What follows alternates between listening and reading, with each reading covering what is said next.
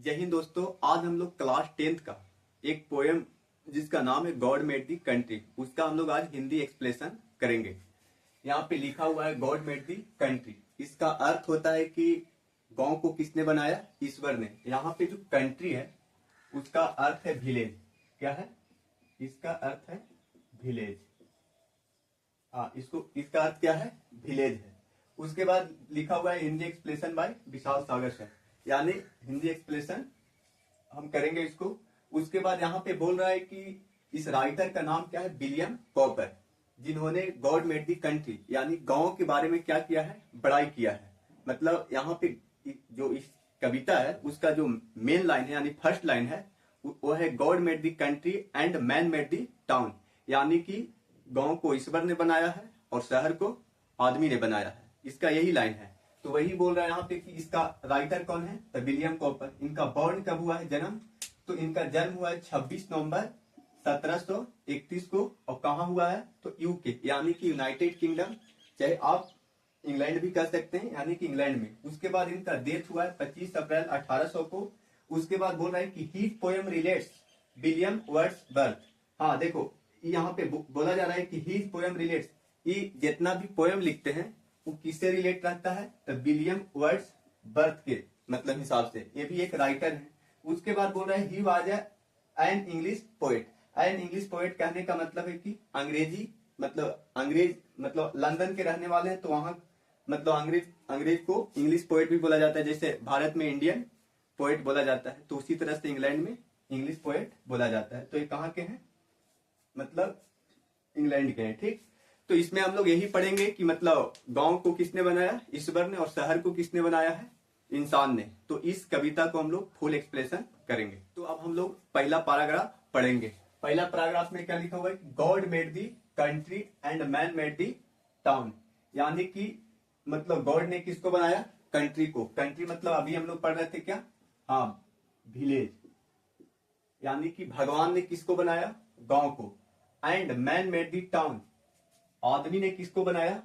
Town. Town मतलब शहर। शहर को किसने बनाया? इंसान ने। तो राइटर का क्या कहना है कि गॉड किसको बनाया? गांव को। और शहर किसको बनाया? हाँ, शहर किसने बनाया? इंसान ने, यानी आदमी ने बनाया। उसके बाद बोला है कि heart wonder then that health and virtue gift. हाँ, लेकिन बोल रहे हैं कि आश्चर्य करने की क्या बात है? तो आश्चर्य करने की बात यह है कि गांव में जितने भी लोग रहते हैं उसको भगवान ने क्या दिया? हेल्थ दिया। उसके बाद वर्च्यू दिया। हेल्थ मतलब स्वास्थ्य और वर्च्यू मतलब सद्भावना यानी सद्गुण। तो गांव के आदमी के पास दो चीज है, वो जो गांव में रहता है वो स्वस्थ रहता है। उसके बाद वर्च्यू यानी कि उसके अंदर सद्गुण, संस्कार, सद्भाव होता है। तो ये उसको क्या मिला है? गिफ्ट में मिला है। गिफ्ट यानी कि उपहार में। तो ये सबसे बड़ा चीज है और ये आश्चर्यचकित करने की बात है। ये किसका कहना है?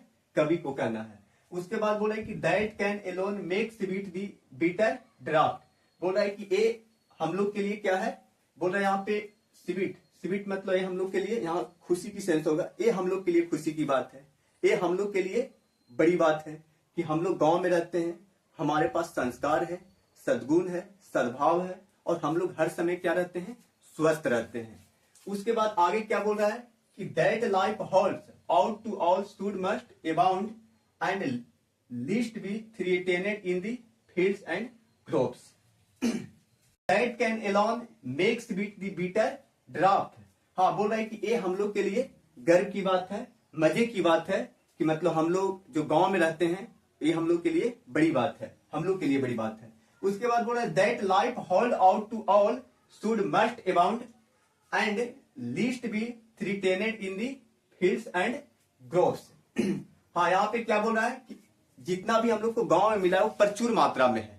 मतलब गांव में जो हम लोग के लिए हेल्थ मिला है, हम लोग के सद्भावना मिला है, ये हम लोग के लिए बहुत बड़ी बात है, प्रचुर मात्रा में मिला है। इससे हम लोग कहीं भी जिंदगी अच्छे से जी सकते हैं और कोई दिक्कत नहीं है। गांव में जितना चाहिए उतना हम लोग को हर चीज मिल जाता है। तो वही बोल रहा है क्या कि that life hold out to all should must abound. हाँ, हम लोग की जितना भी मिला है गांव में वो हम लोग के लिए बड़ी बात है, प्रचुर मात्रा में मिला है, कोई शिकायत नहीं है। And least be threatened in the fields and groves. और गांव में क्या बोल रहा है कि फील्ड्स एंड ग्रोव्स। हाँ, यहाँ फील्ड्स मतलब मैदान है उसके बाद ग्रोव्स, ग्रोव्स मतलब यहाँ झाड़ियां भी हैं। हाँ मतलब यहाँ हम लोग कहीं भी घूम सकते हैं, कहीं भी जा सकते हैं, कहीं भी किसी के साथ बात कर सकते हैं। तो गांव में कोई बैन नहीं है। गांव के पास गांव के आदमी एक दूसरे से बात करता है, एक दूसरे के सुख दुख में खड़ा रहता है। तो इस चलते कवि को क्या कहना है कि गांव को किसने बनाया? भगवान ने बनाया।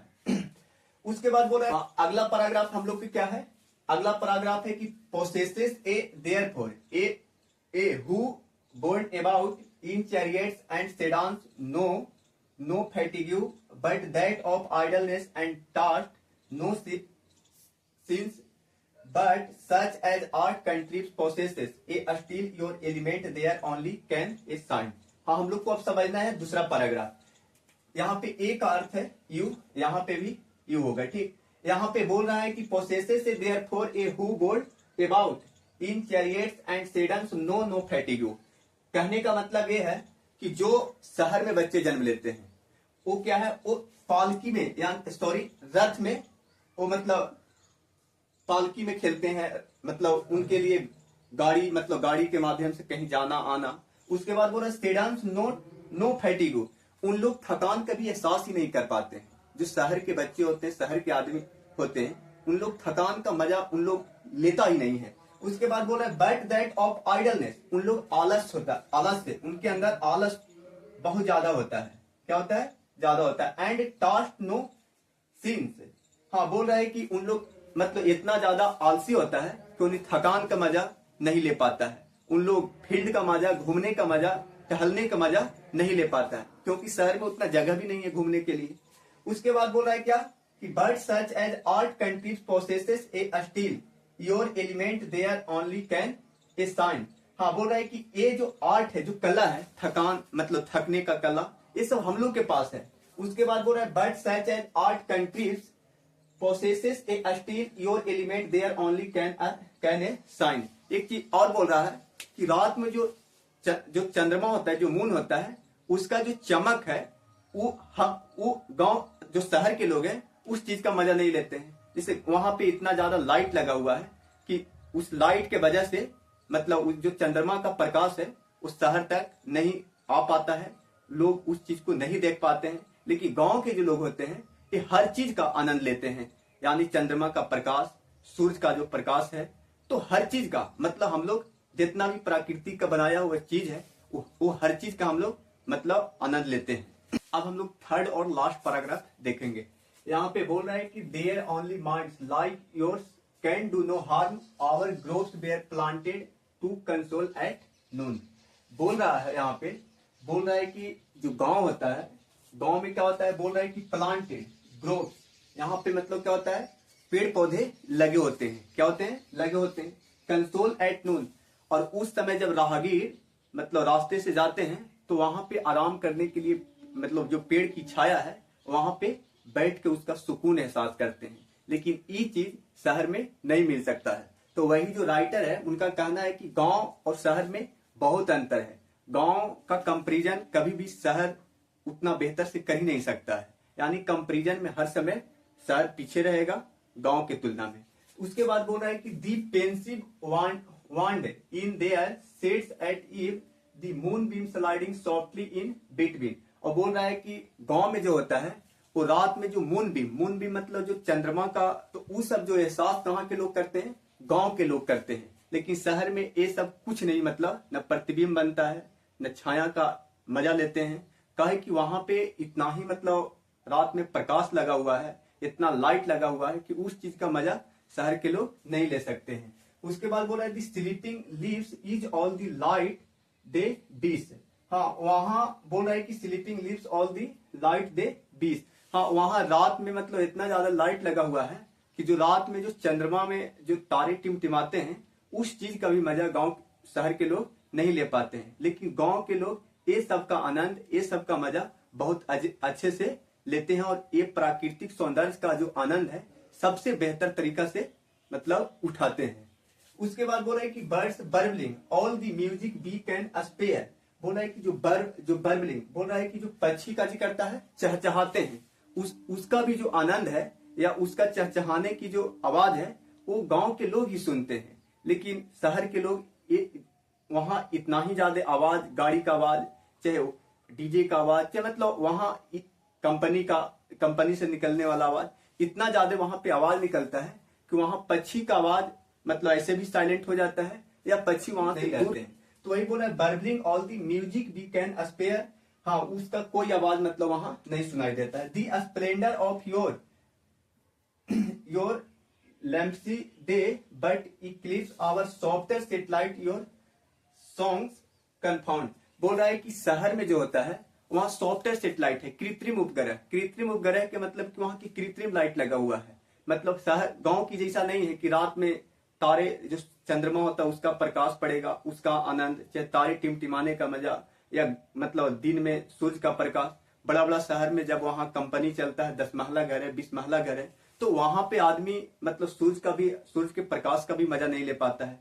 तो वही बोल रहा है कि वहां पे सॉफ्टवेयर सेटेलाइट यानी कृत्रिम उपग्रह लगा हुआ है। Your song confound our more harmonious note the truth departs ascard and the offended nightingale is mute. और बोल रहा है कि वहां जो बुलबुल पक्षियां हैं, जो शहर में नाइटिंगल मतलब जो बुलबुल पक्षी है, उसका वहां आवाज क्या होता है, म्यूट हो जाता है। मतलब उसका आवाज मतलब वहां पे वो कुछ आवाज नहीं करती है। लेकिन वही गांव में जो पक्षी होता है वो अपना आवाज से मतलब हम लोग को प्रभावित करता है, हम लोग को मतलब उस चीज का एहसास कराता है कि मतलब ये सब जितना भी है जो प्राकृतिक नजारा है, प्राकृतिक सौंदर्य है। तो वही कवि यहाँ बोल रहा है कि गांव और शहर का जो कंपेरिजन है वो मतलब शहर कभी भी गांव का तुलना नहीं कर सकता है। गांव के लोग स्वस्थ होते हैं, गांव के लोग संस्कारी होते हैं, सद्गुण उनके अंदर भरा होता है, उनके अंदर किसी भी तरह का घमंड नहीं होता है। उसके बाद यहाँ जो वृक्ष है, सूर्य का प्रकाश है, चंद्रमा का जो लाइट है, ये सब चीज का हम लोग क्या करते हैं, आनंद लेते हैं। तो वही बोल रहा है कि यहाँ गांव और शहर का जो हिसाब किताब है वो बिल्कुल अलग है। गांव में जो आदमी है वो सुख दुख में दूसरे के घर मतलब जाता है, लेकिन शहर में ये सब कुछ नहीं है। आगे हम लोग अगले क्लास में पढ़ेंगे। धन्यवाद।